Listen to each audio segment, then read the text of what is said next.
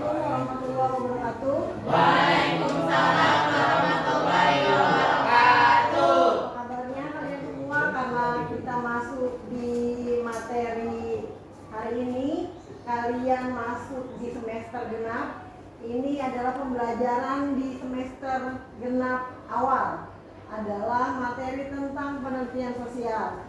Nah, sebelum Ibu memulai pembelajaran hari ini, kita buka dengan membaca basmalah. Bismillahirrahmanirrahim.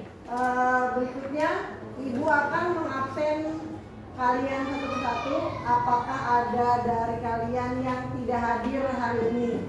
Yang pertama adalah Alif Muhammad Alif Saputra. Eli. Ada Jenny. Siti Nurmailani.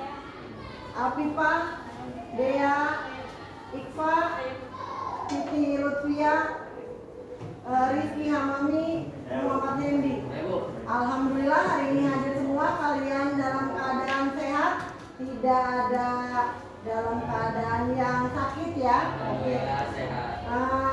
Kita materi hari ini adalah tentang materi rencana penelitian sosial atau metodologi penelitian.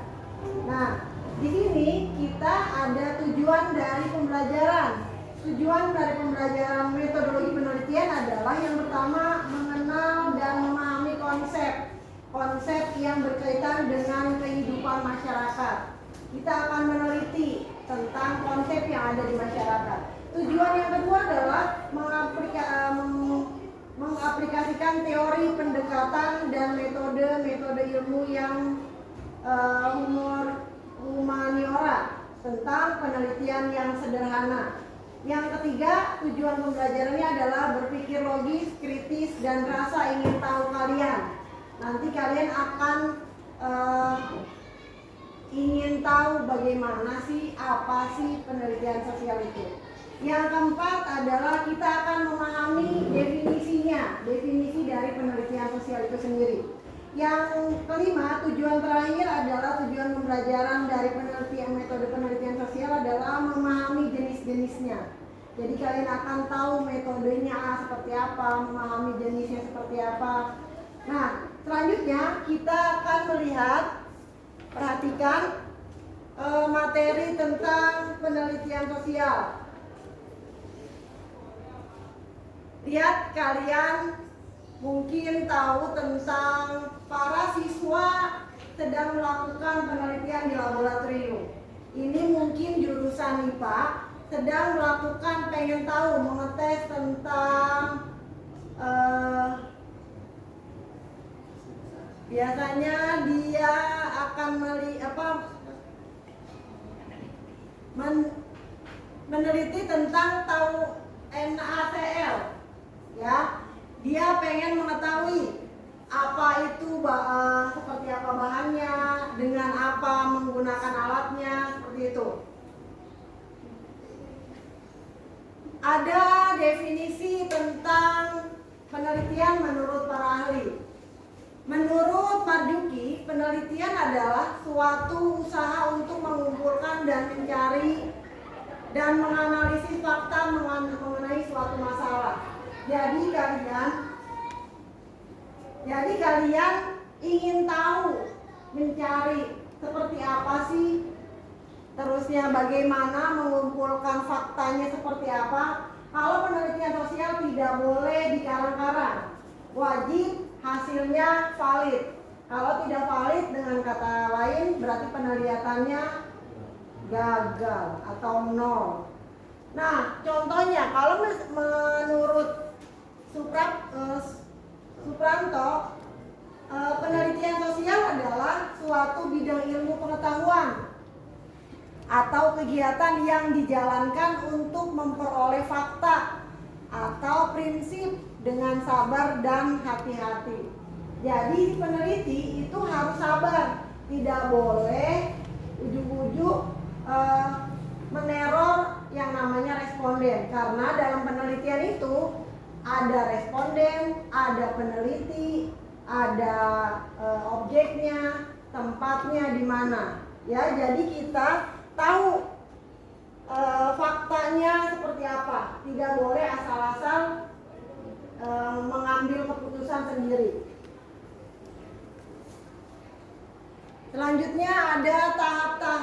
dari penelitian.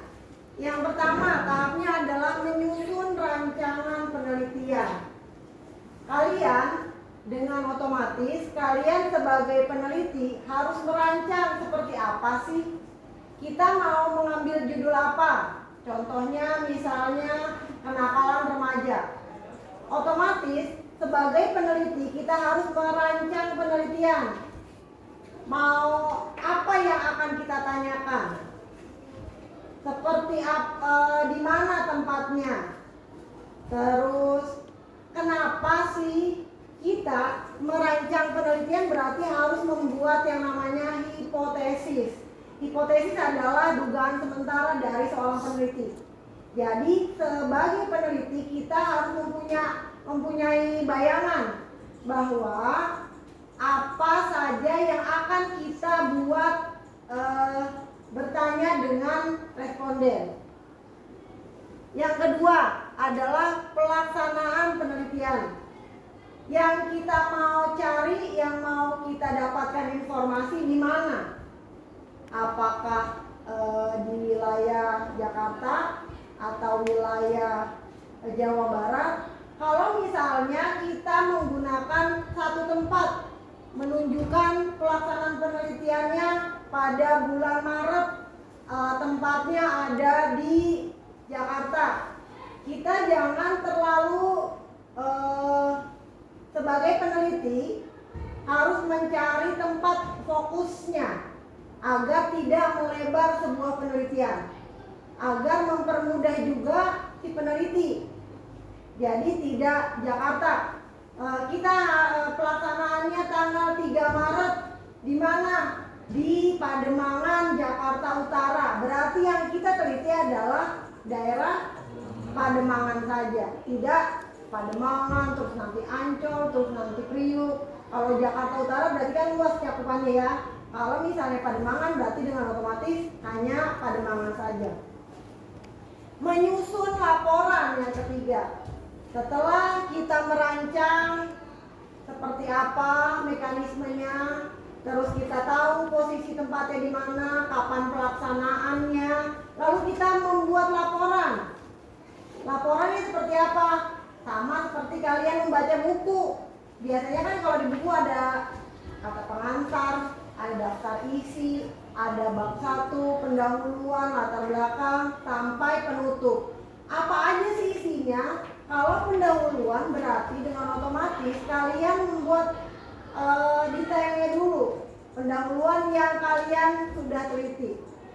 Hampir inti dari isi daftar isinya itu sudah ada di pendahuluan. Jadi sudah disebutkan apa saja yang akan diteliti, yang akan disampaikan, ya. Yang selanjutnya ada jenis-jenis dari penelitian. Yang pertama adalah penelitian berdasarkan tujuannya. Buat apa sih kita meneliti? Tujuannya apa? Contoh misalnya Lutfia mau tahu tentang apa misalnya? Kita mau meneliti tentang apa? Keadaan masyarakat. Misalnya contoh sekarang fenomena yang sekarang minyak goreng harganya mahal, ya kan? Nah, dengan otomatis pasti tujuan peneliti pengen tahu nih kayak apa sih ibu-ibu pada teriak-teriak tentang minyak goreng, ya kan? Dengan otomatis kan peneliti kita mau tahu tujuannya seperti apa. Minyak goreng mahal, terus tempe mahal misalnya. Pengen tahu nih kenapa sih? Satu tujuannya. Yang kedua, peneliti berdasarkan metode. Apa yang digunakan? Ada yang namanya kualitatif dan kuantitatif. Yang selanjutnya adalah penelitian berdasarkan taraf pemberian informasi. Diberikan informasi tentang apa yang akan kita teliti. Tujuannya seperti apa? Kepada responden ya. Terusnya akan kemana yang akan kita teliti. Selanjutnya adalah penelitian berdasarkan data yang dikumpulkan. Peneliti tidak boleh menjelaskan apa apa yang ada di luar dari konteks responden berikan. Kalau kalian memberikan data yang tidak valid, dengan kata lain berarti penelitiannya gagal atau error. Yang selanjutnya adalah penelitian berdasarkan tempat pelaksanaannya. Terserah kalian mau di mana tempatnya, kalian apa yang mau teliti, apa mau di pasar. Karena kita sedang meneliti mama yang lagi belanja karena harga minyak mahal, boleh di lingkungan kalian, bisa. Yang penting tempatnya adalah di daerah Pademangan.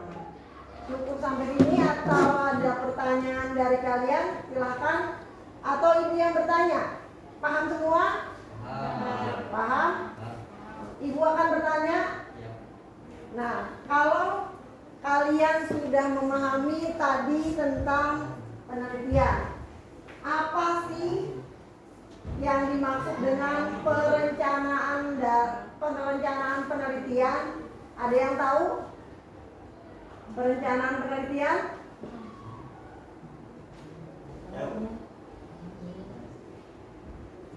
Ayo. Apa sih perencanaan penelitian? Alif? Tahu Alif? Rancangan penelitian adalah dokumen pendek berupa kerangka penelitian yang di dalamnya terdapat pemikiran awal mengenai proyek penelitian secara logis, sistematis dan ringkas. Selain itu, rencana penelitian merupakan makalah konsep yang bisa dibagikan secara rahasia kepada sesama teman peneliti. Itu Bu jawaban dari saya. Berarti secara sudah terancang, sudah direncanakan, perencanaannya seperti apa? Harus matang, tidak boleh asal tahu-tahu meneliti, tidak ada perencanaannya, tidak tersistematis, terus tidak ada lagi kesiapan dari peneliti. Dengan otomatis semua sudah terkonsep atau sudah sistematis semuanya. Paham? Lanjut, Ibu akan bertanya, apa sih ciri-ciri dari penelitian sosial? Coba Rizky Hamami. Ciri-ciri laporan penelitian: 1. Objektif. 2. Sistematis. 3. Jelas. 4. Terbuka. Dan 5. Logis. Oke, terima kasih buat Hamami. Kalau laporan penelitian harus logis, tidak boleh yang tadi bilang, tidak boleh dikarang-karang, harus sistematis, semuanya sudah terancang, semuanya sudah rapi. Jadi nanti pada saat si pembaca, karena hasil dari penelitian kalian itu dijadikan buku. Jadi kalau sistematis bacaannya, orang atau pembacanya itu enak membacanya. Oh, ternyata penelitian adalah kenapa misalnya judulnya tadi harga minyak mahal. Berarti kan dengan otomatis sudah terancang tuh hasilnya, laporannya. Ternyata minyak mahal ada yang ditimbun oleh agen penjual minyak misalnya. Di pasar Nalo harganya melonjak tinggi, tetapi harga di supermarket banyak sekali. Kan enak sistematis bacaannya, si pembaca juga jelas. Oke, sampai sini apakah masih ada pertanyaan atau sudah jelas semua? Baik, kalau sudah jelas, kita akhiri materi dari penelitian sosial. Minggu depan ada pretest, jadi nanti kalian belajar di rumah, dibaca lagi dan diulang kembali materi ini. Cukup sekian, kita akhiri dengan bacaan hamdalah. Alhamdulillah. Assalamualaikum warahmatullahi wabarakatuh. Waalaikumsalam warahmatullahi wabarakatuh.